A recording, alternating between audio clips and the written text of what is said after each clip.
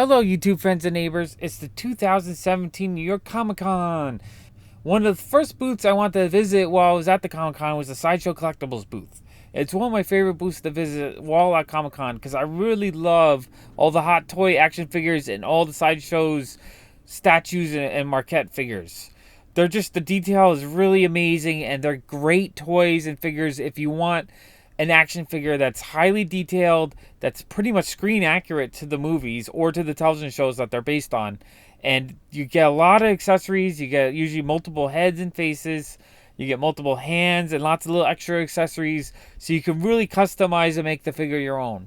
Now the prices are reasonable. They're usually around $200 for a new figure, but you got to pre-order it, or you have to order it as soon as it comes out because they sell out really quick.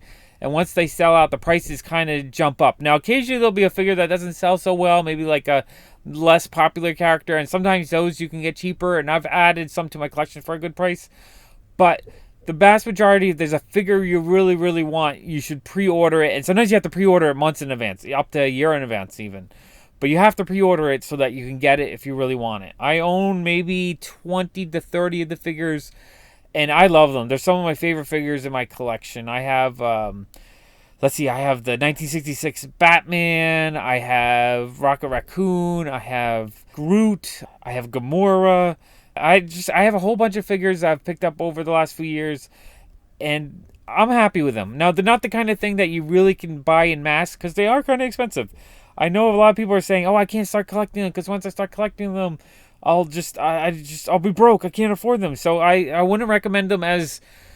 Don't think of it as something that you're going to be buying every single one and completing collections. If you really love Guardians of the Galaxy, you're not going to go out and buy every single one.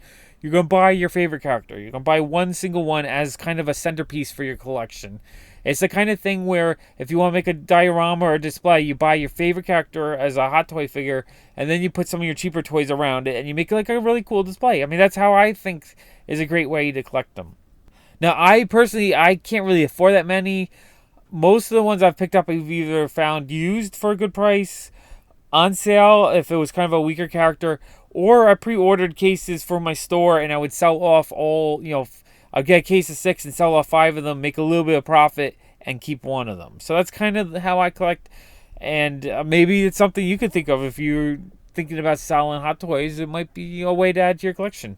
I think my favorite figures out of the whole booth, I really, really enjoyed the Ghost Rider, the Yondu. The Yondu I actually have on pre-order, so I can't wait to get him. He comes out next year sometime.